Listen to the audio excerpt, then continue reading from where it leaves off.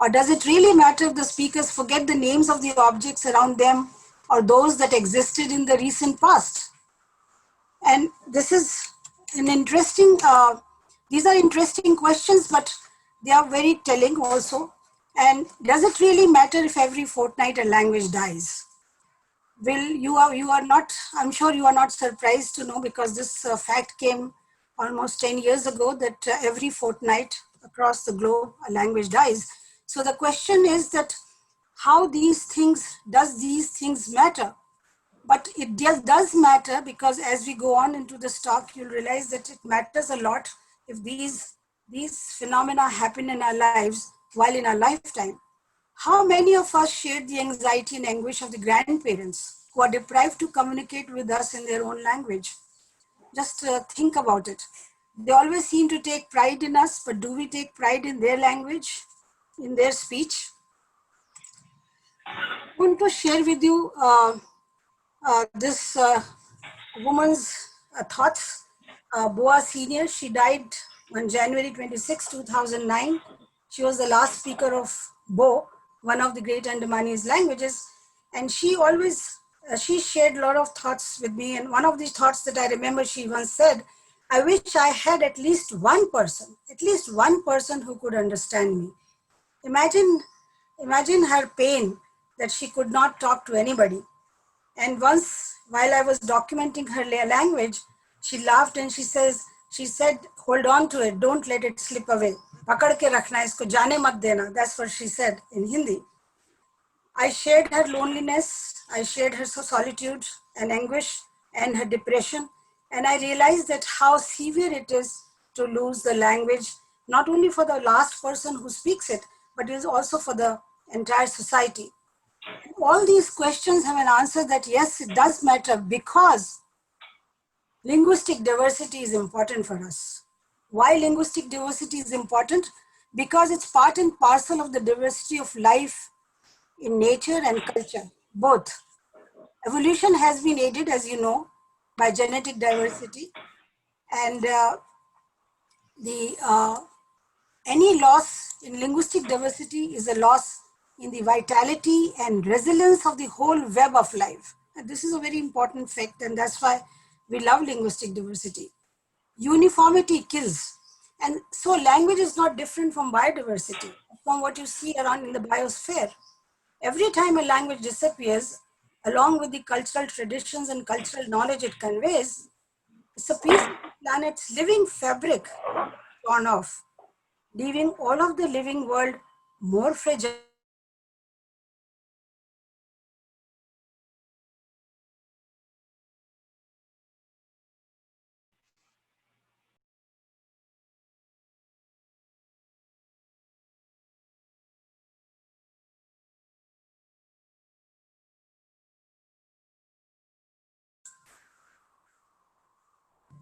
Am I heard?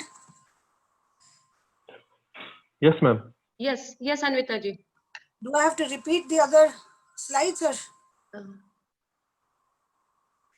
No, you were talking about linguistic diversity when I heard you last. Okay, so it got unmuted, huh? In between, Yeah. it got muted, sorry. I don't know. Sir. Okay, never mind. All right, so some important questions need to be answered before we begin. And that is, the first question is that, why do we want to revive a language? This is the first question that we should ask ourselves before we begin any exercise in revival. The second question that comes, we must ask is, how does it matter if the language is progressing to its oblivion? Because once we know that the language is progressing to its oblivion, it's a Herculean task to revive a language. The other is, who wants old languages when we already have new languages with us? And this is a question that any revivalist or person who is engaged in a revitalization project must ask, that do people want this language to be recovered? Do they want it to be revitalized? Because most of the time we hear that we already have enough of old languages. We don't want our languages to be revived, because now we have many new languages to grapple with. So what do we really want? We must ask this question first. Do we want language reclamation? As in the case of Hebrew, as you know, Hebrew was reclaimed after many, many years. Or we want language revival, like in the case of the Aboriginal language of Australia, Maori. But you know, this language was revived primarily because there was an amazing amount of documentation available. Or we want language salvation, like in the case of Irish, which is still spoken, but it is an endangered language. Or Gaelic, that as a matter of fact, which is totally endangered in Ireland. Or language recovery. Now, language recovery seems to be more plausible a feature, the most plausible method to adopt, because many of the heritage languages which have been saved by the diasporic community when they move from one country to another or from one state to another, they have been saved, and perhaps because they have been saved in spoken phenomena, spoken form can be recovered. Or if some of the tribes have been dislocated from the biosphere, maybe their languages can be recovered. But it's not easy. These are one of the few examples I gave that we must first ask, what do we want? Are languages really dying or changing its avatars? Because be careful, you know, many times the languages do not appear to be the same what they appeared in 200 or 300 years ago. That doesn't mean they have died. It only has changed, because changing is an evolution phenomena. It's a part of language change, language evolution. Languages do take new shapes and forms. So don't bother if they are changing, because that's the nature of language. Look at English. 500 years ago, English was so different. You could not be able to compare the two Englishes of modern and ancient English, because it has changed drastically because of contact situation. So the languages change. So don't worry about if the languages have changed and the speakers are still speaking the newer form. Or are we in a state of shock to know that UNESCO has declared that India has the largest number of endangered languages, that is 197 after the USA? And in fact, when the reports of UNESCO was published, there was an uproar in the parliament, Indian parliament, as you may remember, and suddenly the messages were transmitted to all the universities and centers that we should have centers for endangered languages, and Central Institute of Indian Languages should also, you know, do something about saving these languages. Or do we have to believe in the People's Linguistic Survey of India, edited by Ganesh Devi, that almost 300 languages have died in the last 50 years? You see, there are many other international organizations like Ethnologue and others who have, of course, tried to scare us about this. But there are some major mistakes that these organizations have committed, and I would like to bring to you bring to your notice what mistakes they did. For example, reporting by the UNESCO Atlas of World's Languages in Danger is, one, it's incomplete, and two, it's incorrect. And Professor Videsh Mishra in the last talk did expose this to you, to all of you, but I'm not sure whether all those who are attending today's talk were there also. But I'll give you just one or two examples. For example, the UNESCO's Atlas of World's Languages in Danger did not even mention Great Andamanese, which is, as you all know, was on the brink of extinction. And they were, when I started working on this language family, there were 10 speakers, and today there are 3 or 4 left. So it was highly endangered and vulnerable language, but it was not mentioned by the UNESCO, which was very surprising. And it's also incorrect. It's incorrect because vibrant, thriving languages which is a medium of instructions, even at PhD levels, like Khasi and Manipuri, are listed there as endangered languages. So don't believe UNESCO totally. Reporting by the PLSI is also not based on any vitality index. You know, the linguists follow some linguistics being the science of language. We have some very well thought of vitality indices, and there are 3 of them prevalent today in the world. But PLSI does not base any results on any vitality index, but it is based on, in quote, what people say or think.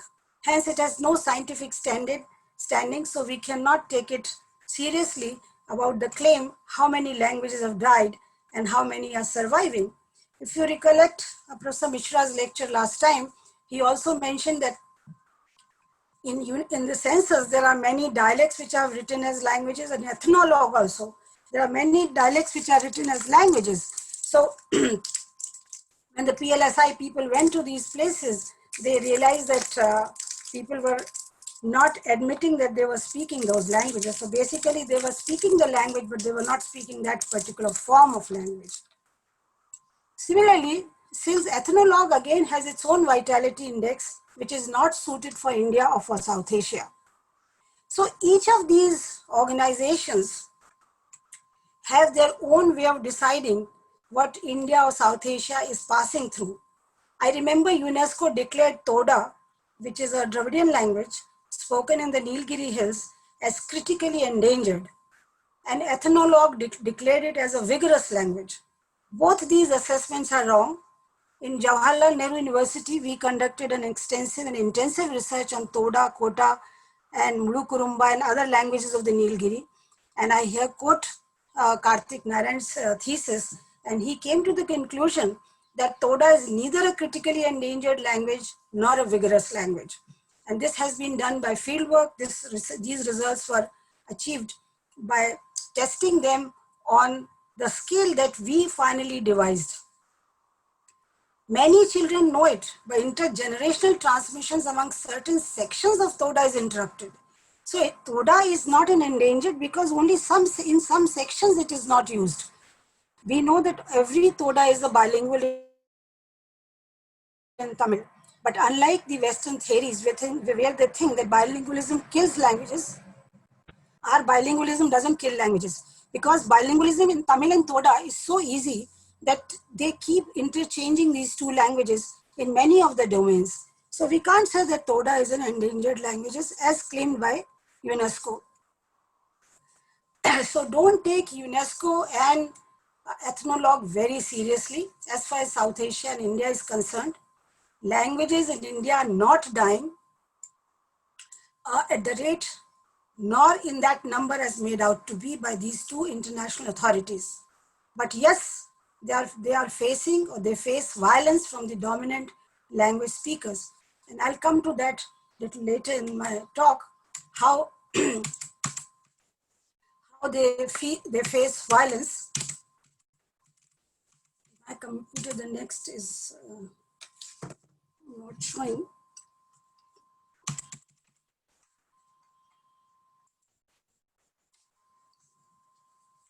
See, the Eurocentric yardstick that these organizations follow are not truly applicable to Asian cases. Neither the GIDS scale suggested by Fishman, graded intergenerational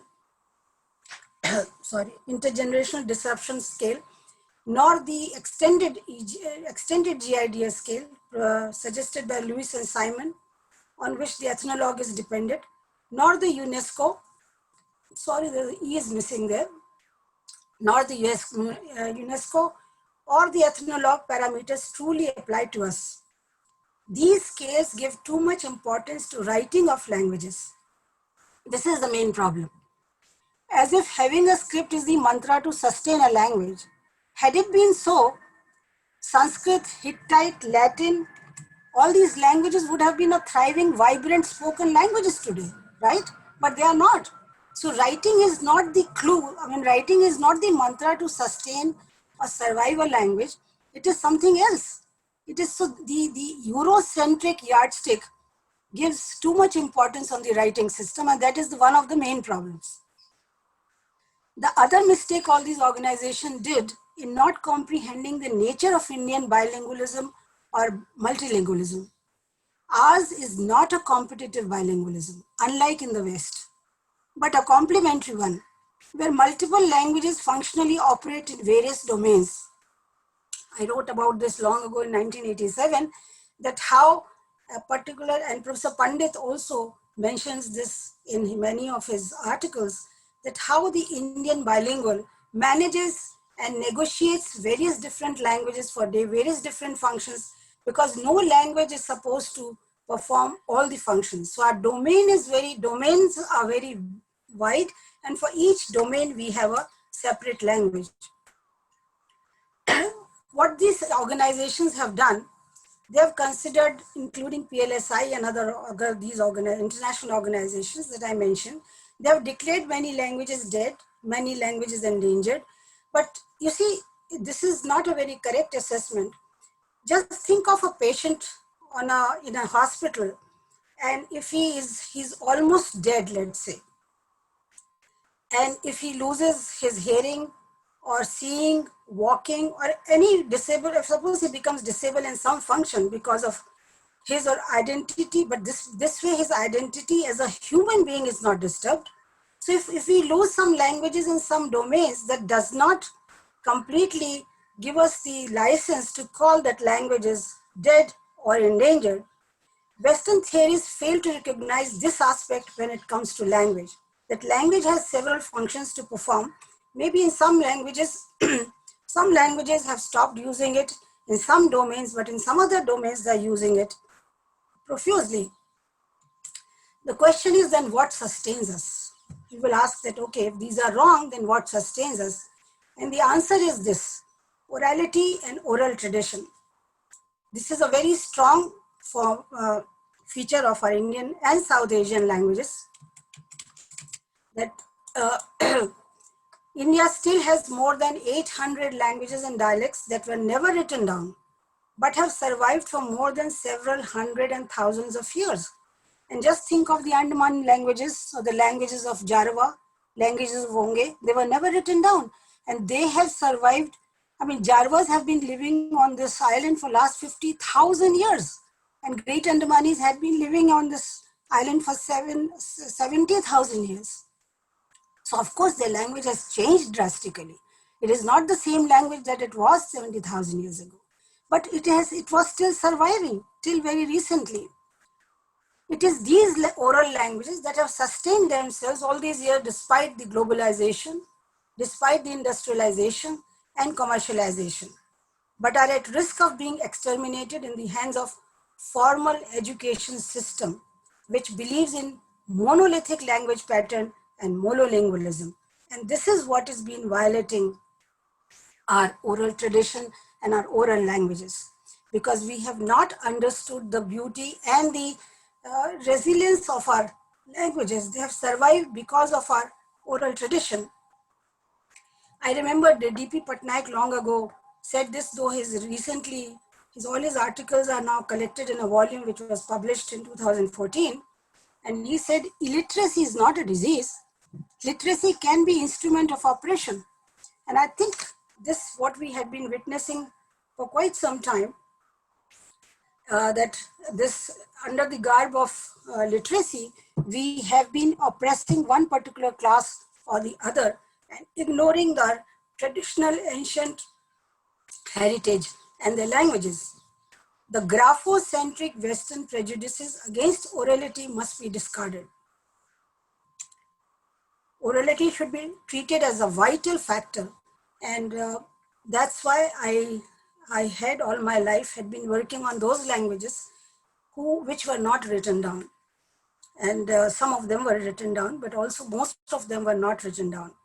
A flourishing orality is a strong sign of vitality because it exhibits resistance by heritage language speakers against the dominant language, and this is done involuntarily and unconsciously. People don't save their languages and survive their languages because they want to overtly do it. It happens because they are attached to it. It is their heritage. They feel that they own it. This heritage language serves as a balm to daily sorrows and represents social cohesion. I remember again Bua Senior, she used to talk to herself at length, because she used to say that whenever I talk in my language to myself, because there's nobody else to talk to, it serves as a balm to my pain, which is, well, her pain was bodily pain at that time, but she thought that even her pain gets reduced when she talks in her own language. So this is the power of the oral languages which are spoken. All this means what? That we should come to grips with the following, and that is, we must understand that all languages are multi-structured and evolve over the years. That is, Palimpsest said, historical linguists can tell us what structures were incorporated in the language and when. If any of you are historical linguists, you must have realized that we always come to the conclusion that some structures are very ancient or at what stage they are, because languages also evolve in layers. Just as the excavation, when you excavate something, a ground, you get the first few layers of modern civilization, but underneath the layers are very ancient. Same happens with the language. So this is a natural process in language evolution. So the all languages are multi-structured. So the no at no one time a particular structure is visible. No language dies absolutely. Some structures are lost, some are not. For example, Sanskrit did not have ECVs. They didn't have explicated compound verbs. Sanskrit did not have any of the reduplicated structures that we have. Sanskrit did not have a large number of expressive morphology. There were a large number of things that Sanskrit did not have in the grammar. But modern Indian languages do have, whether they are Indo-Aryan or Dravidian or Tibeto-Burman or Austroasiatic. So the languages, no languages dies absolutely, and that's why Zuckerman, who has recently brought out a book, I'll show you the cover page later, he calls these languages sleeping beauties. And this is a better term than endangered languages. So he says Hebrew had been sleeping from the 2nd century AD until the end of the 19th century when it was reclaimed. There's another term which is generally used, reacquisition, rather than uh, uh, revival of language. Reacquisition of such languages can be done, which I term as recovering of languages, because bring them back to be useful for some domains, if not all domains. I don't believe that unless the language is becoming vibrant in all domains, it won't be a vibrant language. That's not true. As it is in a multilingual society, we use languages only for few domains.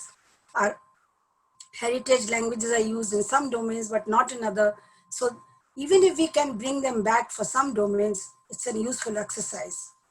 Languages reside in the speech of some of the members, and this state of a society with some fluent and some semi-speakers, and these are mainly elders, belonging to the third generation, can be used for language recovery, provided, and that's why I highlighted it, there is a will and interest of the people to do so. If you don't find the will of the community to do so, or interest of the people to do so, you will never be able to recover the languages. And I had a tough time with the Kuduk speakers in Jharkhand, because in Jharkhand, when we worked, or even we worked for a couple of years, the Kuduk, every time you go, they talk to you and they say, oh, we have forgotten our language. You know, they take pride in saying that we have forgotten our language. But actually they have not. They can understand, maybe they are not been talking. So these are the people who are not interested in the revival and interest. However, let me tell you, Kuduk people in the last 20 years have changed quite a bit, and now they do want to revive their language, and they seek help from linguists to do so. As far as the reclamation is concerned, just like in the case of Hebrew, you know, when reclamation is done, it does not bring back the language in its old vibrant form, but yes, it can have a new avatar. For example, modern Hebrew, which is also known as Israeli, is a mixture of Hebrew, Yiddish, Polish, Persian, Arabic, and English. So why I'm bringing these facts to you, because I want you to be aware of the fact that when you talk about language revival or language recovery, don't think that when the language will come back, it will come back in its old form that it was seen earlier. It will change its avatar in some way by the time it comes back, and there's nothing wrong about it. When language becomes a code language, it resides in the hands of a few elders, just like Great Andaman was, and this stage may not be salvaged to recover the language, depending upon the younger generation interest in bringing it back to the speaking practice. Again, I'll share with you my experience, because when I reached the island, the Andamanese was spoken by some elders, but it was spoken as a code language. And when it is spoken by the code language, it is of course not shared by the younger generation. And this is the stage which is very difficult to bring it back. It can only be brought back if the younger generation is interested in learning their elders, language. Then there is a dislocation effects. Most of us are familiar with, not only the linguists but also the language activists, human rights activists, and so on and so forth. One must note that emigration is likely to affect negatively the vitality of languages spoken by small populations. Tribes are constantly being dislocated in the garb of development. And I sometimes wonder whose development are we talking about? I'll talk about it little later in little length, but this will just familiarize you that the dislocation negatively or adversely affects the language survival. Then there is a voluntary move, dislocation, which happens, which we have seen in a diasporic community. For example, about 250, 300 years ago, many Bhojpuri speaking people uh, went voluntarily uh, to Trinidad and other islands based to work in the sugar cane industry. Now this was a voluntary dislocation. However, because it was voluntary, from a couple of generations they maintained Bhojpuri. However, their Bhojpuri is very different from the Bhojpuri that our Bhojpuriyas speak, because our Bhojpuriya has gone through lot of change, unlike the Trinidad Bhojpuri. So this kind of situation can exist anywhere, and the diasporic community does try to retain its mother language, but not very long unless the younger generation becomes very interested in serving it. What happens actually, the for the first the tribes who are constantly being dislocated, their language becomes dislocated and decontextualized, and it's very difficult to survive a language or bring it back the same vibrant language when it is decontextualized. Thirdly, if a language is thought of as practice, as we know that language is considered as practice, then it should be assumed dead even when there are surviving individuals who know it but do not practice it. For example, take the case of Tai Ahom. Tai Ahom was a language of priestly class, of the royal class also, but then it died, it became extinct because there was a voluntary language shift to Assamese. So our fifth language family, Tai Kadai, as of today, had 8 languages, but I think 3 or 4 of them are already extinct under the pressure of Assamese, but sometimes the pressure is voluntary. I can give you another example, which is very, very recent.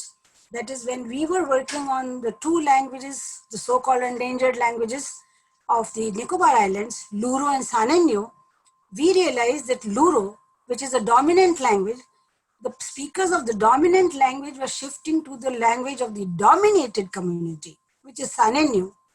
And this was a voluntary shift.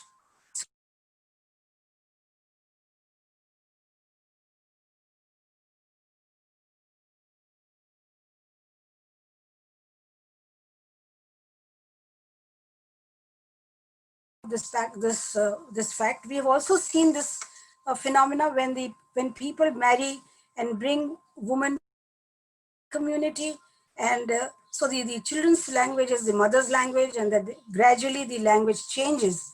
And in that case, it is very difficult to bring back the language of the male folks. So what I'm trying to say that languages do not die of natural death. They are killed. And I'm convinced that they are killed, and there are very many ways of killing it, as we have seen. I wrote long ago about this also, that mass harakiri is done by many languages. Like Kuruk example I gave you, there are many other languages examples that I can give you in the central India as well as other parts of the country, where the entire community wants to shift, the entire community wants to change their language.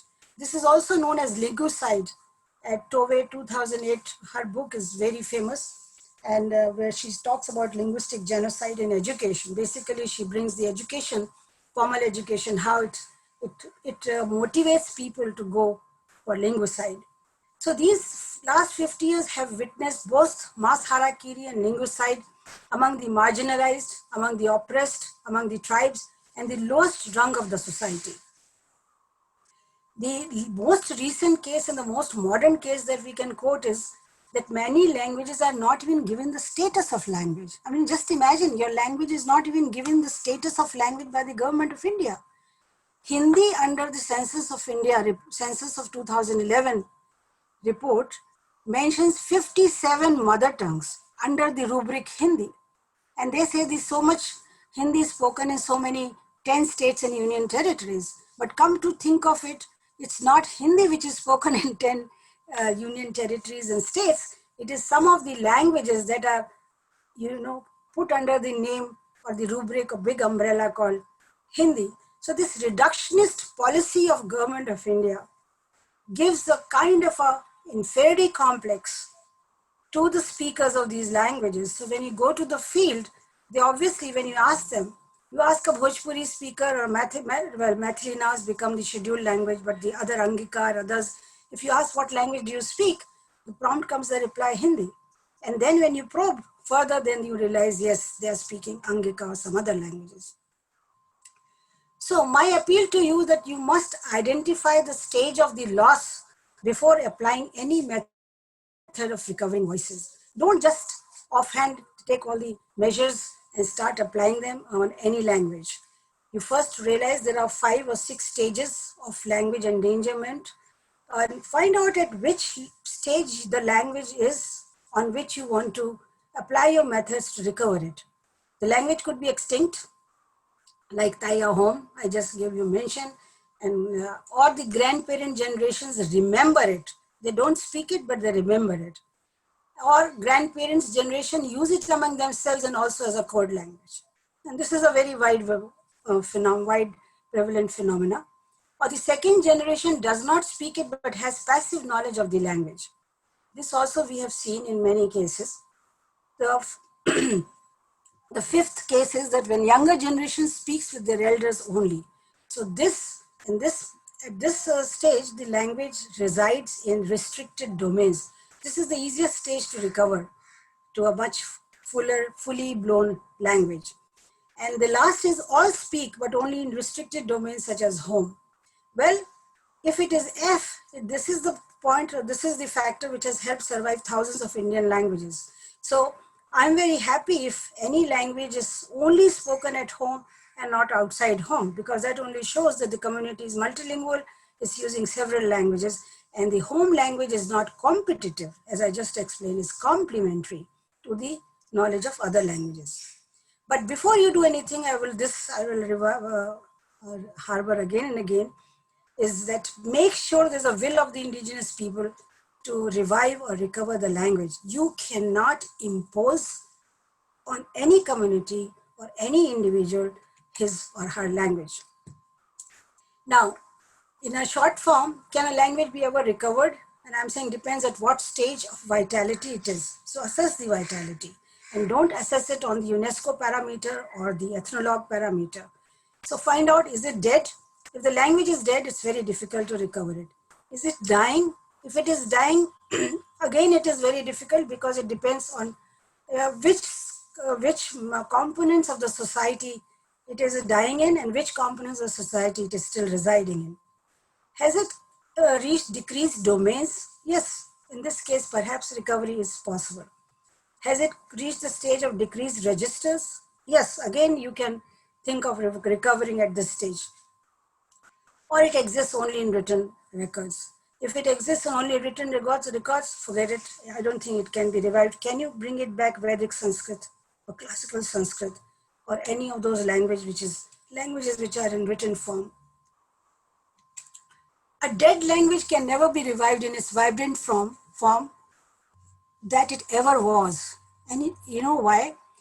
To give you the answer, I have to first make it sure that you know that you understand the concept of language. It is not merely a means of communication. Language stores knowledge system. The entire knowledge system is stored in language.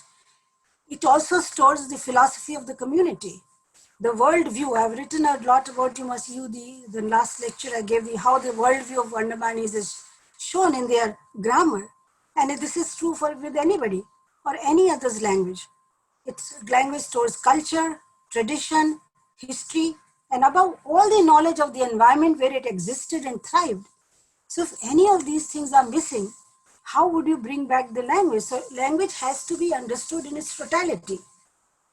Language also moves there's a whole life cycle of language evolution. In Jawaharlal Nehru University, we also worked on this phenomena, and we realized that we worked on the Naikan community, which is a community which migrated from Andhra Pradesh 800 years ago to the Palghat region, and they are perfect bilingual in Malayalam and Telugu because they have retained their Telugu. However, we realize that as far as the life cycle is concerned, to the child, only Telugu is spoken, and when the child goes to the adolescent stage, he acquires Malayalam, and maturity also he is bilingual. And then in its twilight years, the person switches back to monolingualism. So from monolingualism to bilingualism to multilingualism to back to monolingualism is a phenomenon which happens in many societies. So when you talk about language recovery, you have to decide which stage you want to bring which stage of the language you want to bring in. The language changes and exists in various registers, in styles, in forms, depending upon various domains of use and social stratification of the society. Can we bring back all these forms? Certainly not. Language exists in its environment. So language ecology informs us. The Huggins concept of language ecology, as you know, talks about multilingualism and bilingualism and diversity of languages. That is important, there's no doubt about it, because our language derives from the context, from the use in multilingual, multi-ethnic, multi-religious, multi-faith society. Look at India. We have so many faiths and so many religions. And all these are input to the development and thriving of language. And our language encodes in its grammar, in its lexicon, all these features. These contexts generated multitude varieties that are not separate, although they are distinct. And they all could put together constitutes a whole. So this is what language is, this whole. Once language ecology is disturbed, how can we bring back its language? That is the question we have to think about. So there's an inextricable relationship between the environment and the language, and who knows better than the tribes of India, or the speakers of the tribal languages, because the fast changing ecosystem due to intervention of the so-called development. This is what we are always given this, we are always being shown this carrot that we are going to do develop, and development has become a big buzzword in the modern India, that in this development projects, what happened to the tribal areas that have been disturbed and the equilibrium that tribes had reached for thousands of years have been punctured. They are not only robbed of their linguistic rights or the rights to their land, to their jungle and water, but also of their lifestyle, which has affected their oral literature and the language they use. And there are a lot of Indian scientists who are doing research. I'm very happy to share with you, though this will take a lot of time. There is Sonal Kulkarni and Imtiaz Hassan have been working on the speakers who have been transferred for the Narmada project and what happened to their language. Then Professor Shailendra Mohan had been working on Nahalis, how the Nahals have been dislocated from their original area, and they have been made to stay in central India somewhere, which neither the location nor the geographical, the biosphere is very different. So when these people are dislocated, the government says we have given them land and houses, but government does not realize that they have robbed them of their, the right to their jungle and land. And so also the right to use the same language that they were using for thousands of years. So in this process, while some of the genres of oral literature have seen dramatic changes, the others have been totally lost to us. And we don't have any kind of documentation to find out what kind of genre they were there, reflecting disturbed identity. And we never think of this. Similarly, the languages or the language used by the tribe is deprived of several words and expressions because of exploitation and erosion of local biodiversity. So this question comes again and again, and my students always keep asking me, can language be revived once it is lost? And I always say no. If it is lost, it cannot be revived. And I still remember D.P. Patnaik's statement. This is very interesting, and we have experienced this, that certain concepts, beliefs, sensations can only be expressed in the language in which they are coined, shaped, experienced. There are very significant meanings that are forever untranslatable. And when you talk about untranslatability, there is among the grammatical structures, the expressive morphology takes the cake, as you know. Yeah, absolutely untranslatable phenomena. Or sometimes you have to spend a whole one day to translate one expressive word into Tibeto-Burman languages. So when a language dies or gets out of use completely, it is not possible to bring it back. So it is very important that it is still being used by some people. So I think language can be recovered but not revived. As in human patient's case, revival of life comes with a baggage. You know, when we hear that this person was taken to a particular hospital and he was almost dead, but then doctors applied some revival machines and the patient was revived and then he sent back home.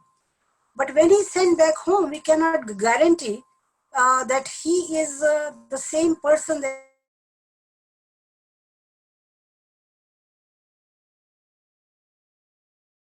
was revived, or even when it is reclaimed, we cannot guarantee to bring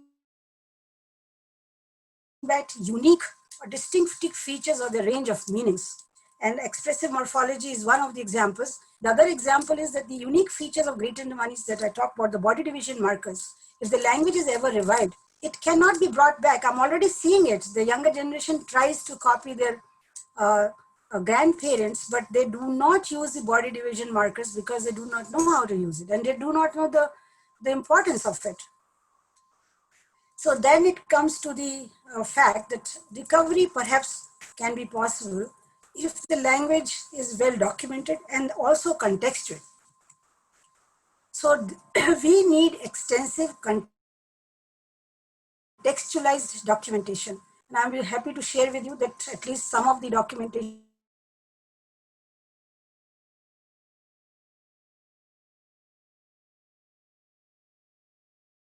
that I have talked about have been contextualized, have been documented contextualized. And I must mention the two researchers who really helped us in achieving this are Vaishak and Rahul Pachori, who are still at it, and they are doing many other areas of documentation which were left out. So what I realized when I talk to these uh, people who are on the brink of losing their languages, unless they are bothered about the identity question, they are not interested in recovering a language. So if people are happy to lose their identity to some higher caste language or higher socially stratified language, they would rather, not recover their language. I have, yeah, my experience of teaching in Vancouver for several years, and experience of working with they call First Nation languages, which are American Indian languages, I realized that it is the third generation and the fourth generation who is interested in recovering the languages. The other two generations didn't bother enough. So now since there's nobody left there who could speak the language, they are going to the contextualized or non-contextualized, whatever documentation that is available. And when I ask them, why do you want to recover your language? Because nobody speaks, nobody understands. They say that there should be something to call something their own, to be identified uniquely with something. So this urge of identification may not be there in second generation and third generation, but in subsequent generations it may come. And at that time, nothing but the documentation will help. Now the question is, which circumstances pose the biggest threat in language survival? I'm giving you these points because once we know this, it would be easy uh, to tackle the question of language recovery. First is dislocation of community, as we have seen.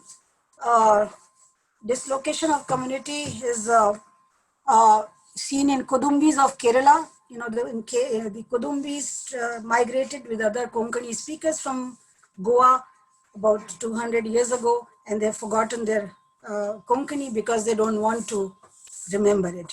Or the Narmada Basin migrant worker cities who were forcibly moved. So dislocation of community it really is the biggest threat in language survival. Loss of oral tradition, because orality resulted in cumulative expansion of knowledge. Or loss of associated cultural traditions of rituals, loss of language in two subsequent generations, or loss of language from its home. That's a very important aspect. If the language is lost in home, then it is difficult to recover and it is difficult to survive. The language is difficult to survive. Inferiority complex. Here comes the utilitarian purpose. When the community feels there is no utility in saving their languages, then they go through the inferiority complex in saving it. Or lack of will of people in its survival.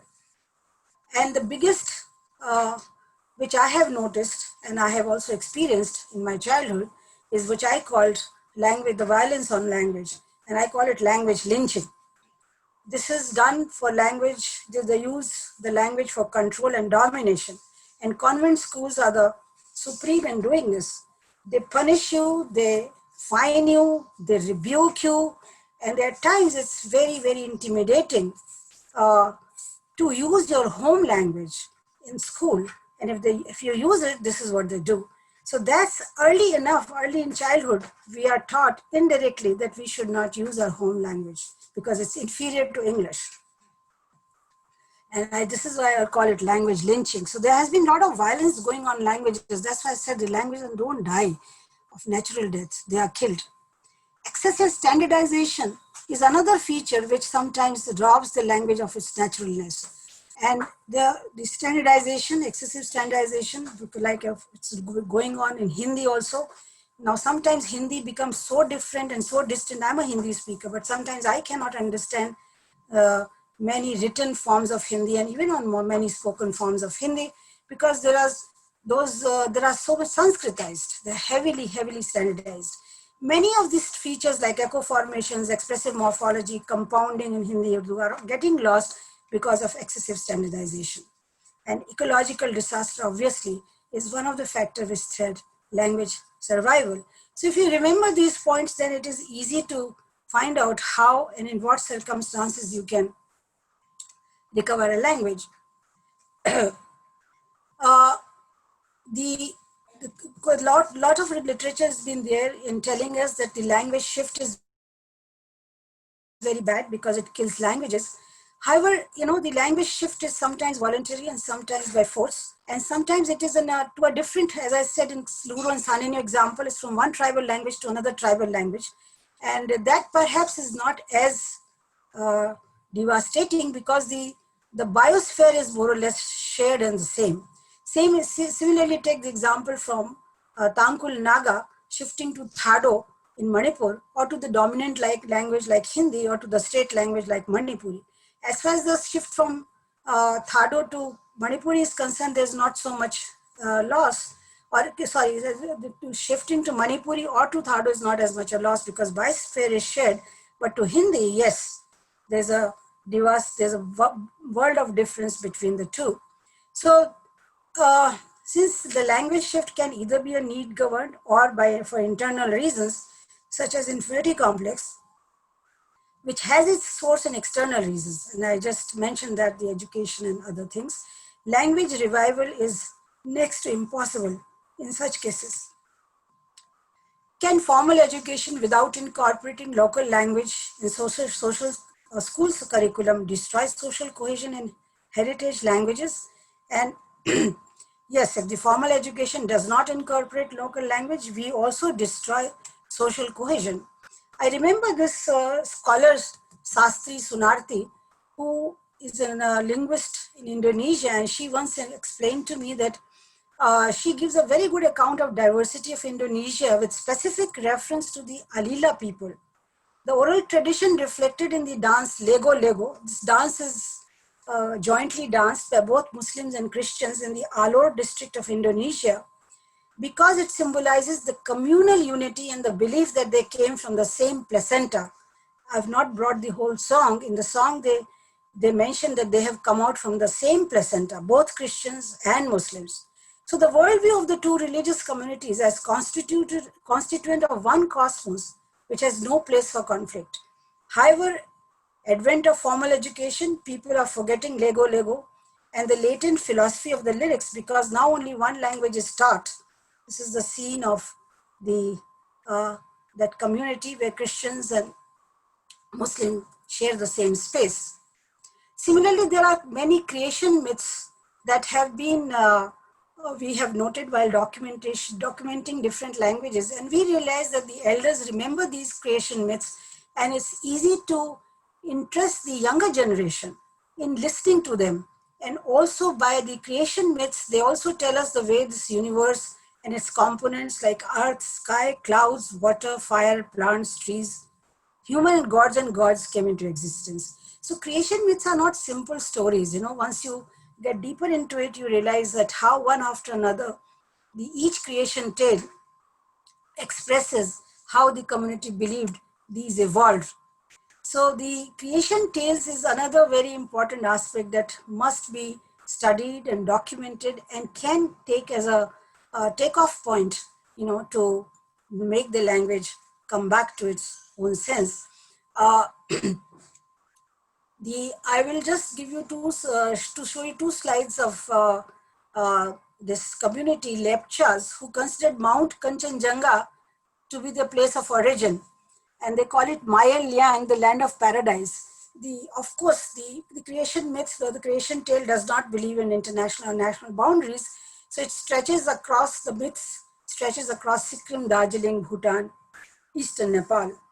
Interestingly, they think that each peak of Kanchenjunga is associated to each clan, which they call Mu. So each Mu is associated to this peak, and they have to, in their lifetime, understand and see this peak every day, because they know after their death, the community, the spirit will go and reside in that peak.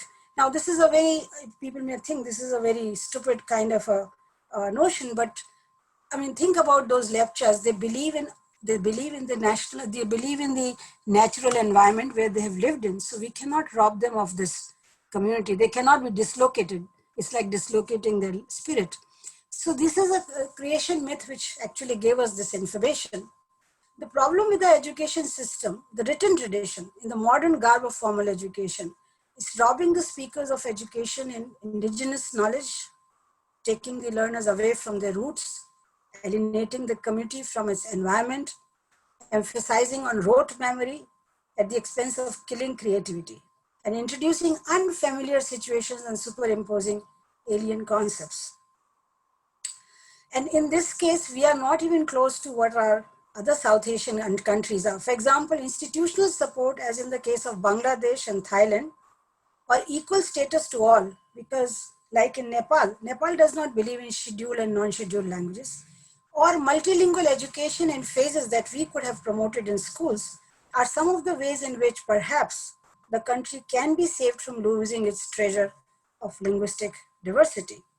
But despite heavy documentation, let me also warn you that despite heavy documentation and teaching, the Irish language in school for over a century still remains an endangered language.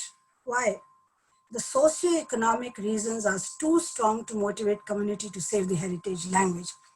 And here I come to very recent debate that's going on. For example, uh, the Salikoko Mufene is who teaches in Chicago. He says that revitalization efforts should also address the non-linguistic factors that produce the socio-economic ecologies that are disadvantages to the relevant languages. Because people shift to other language, because of course there is no economic gain in retaining their language. So, but I don't think it's really possible for we linguists to do that unless we influence the government to create some jobs in the heritage languages. My only warning would be that when you try to bring back or recover a language, don't try to engage it in the purism model, because there is nothing like pure language. Mixed variety or hybrid variety is not a sin. so long the speakers associated with their culture and worldview. And English today is a kind of a mixed variety. So how should we bring back the languages once spoken? You must realize that language is not a monolithic structure. I'm just repeating this. And you have to decide which domain that you want to bring it back, which register style and which local style. All these have to be in our mind before we bring back. Some suggestions are that we need institutional support in the form of early education. We have to script our languages, bridge the gap between the home language and the school language, so that we also generate employment in the heritage language. So we have to produce teachers in the heritage language.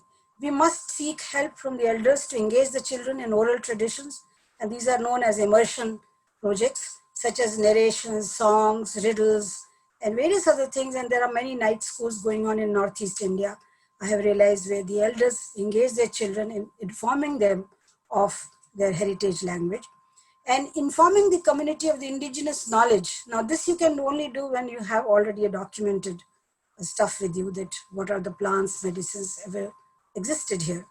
Indigenous culture in the form of dance, music, theater, ballads, rituals, all these should be promoted. I mean, if you do this, then of course, eventually the heritage language can be brought back.